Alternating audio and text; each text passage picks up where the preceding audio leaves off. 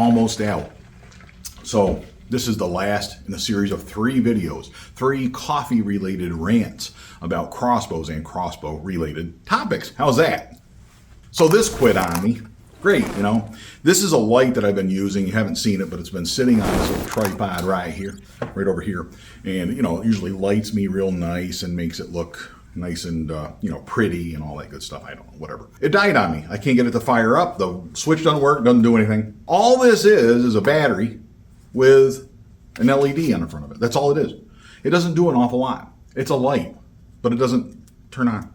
All of a sudden, just today. And it's fully charged because it's been plugged in USB, whatever. So this is the world we live in now, right? 50% of the Burris Oracle X's that I have, $1,000 scope or whatever, don't work. And a light, not a cheap light, it's a bowling, right? It's the high-end piece of equipment, supposedly, but it doesn't work. I don't know.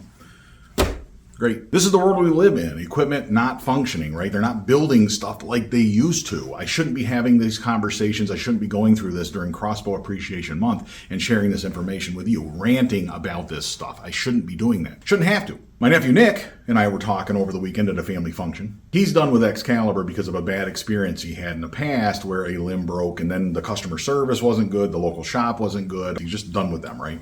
And I get that. I totally do. And Friend of Bunjie, Eric, had asked a question about this. I addressed this in yesterday's video here on Crossbow Appreciation Month. A bad experience with a company or with a product can sour you to that whole product. We see that with broadheads all the time. You shoot a broadhead, lose a deer, on to the next broadhead. The sad part is now, where does my nephew Nick go as far as crossbows are concerned? If he wanted a crossbow, and we were talking about this, first of all, he's gone back to compound bows. He's just going to shoot the compound bow. He's been doing that since he was a kid. It makes me sad anytime I see somebody not convert to crossbows. You know what I'm saying? I like crossbows. So if he goes back to crossbows, he's brand free, right? There's no brand loyalty because he has the opposite. He just doesn't like this one brand. He also wants a backup. He says he's not going to have one crossbow now. If he ever goes back to crossbows, you got to have 2. And that's a sad place to be. I don't need a backup crossbow. This is my primary crossbow and my backup crossbow. Has been for 14 years, right? And I go back and forth, as you can tell from these videos, as to which crossbow is really my backup crossbow. It's an evolving story.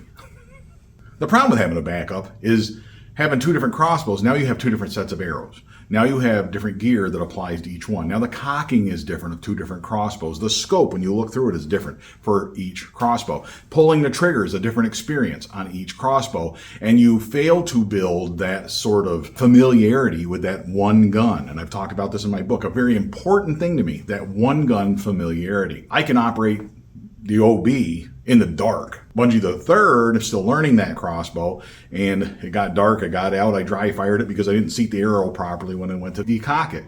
With Bunjie, you just decock it with the rope, and it's just a whole different experience, right? So having 2 different crossbows can present a problem. What would he do if he were to go shoot a new crossbow? And he asked me, what would I look at? And I'm thinking, well, I don't know, right? If you spend a whole bunch of money and get a 10-point, maybe a Wicked Ridge, if those are the crossbows for you. He shot a few of those.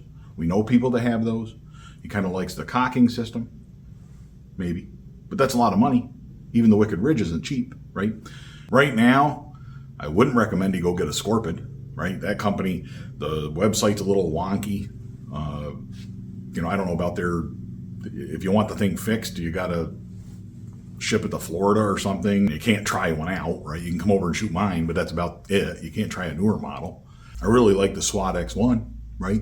And we talked about that, and I told him what I liked and what I didn't like, that sort of thing. Got a video coming on that pretty soon. It's coming up, but I don't know if that's the right crossbow for him. Here is the solution I came up with when I was talking to my nephew Nick, and I want you to comment on this. You know what you got to do if you're worried about your crossbow break and you're worried about crossbow limbs, and of course you want that one gun familiarity?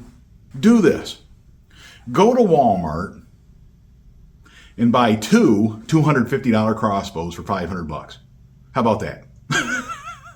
Each of those crossbows comes with 3 arrows, right? So you buy 2 crossbows, you got 6 arrows.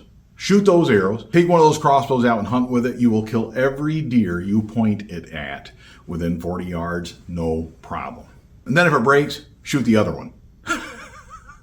and go buy a third one or whatever. Maybe that's the answer in this day and age. I don't know, but I want to hear your thoughts on that. There's absolutely nothing wrong with that plan. I really believe that. I'm almost tempted to go do this just to prove a point, right? Forget about the Burris Oracle X, forget about the fancy stuff. Just get the same crossbow, shoot it over and over, and go kill some deer and have a great time in the woods. Really, that's what Crossbow Appreciation Month is all about. Really, that is what crossbow hunting is all about. Let me know your thoughts on these rant style videos. Let me know your thoughts on what I've discussed here.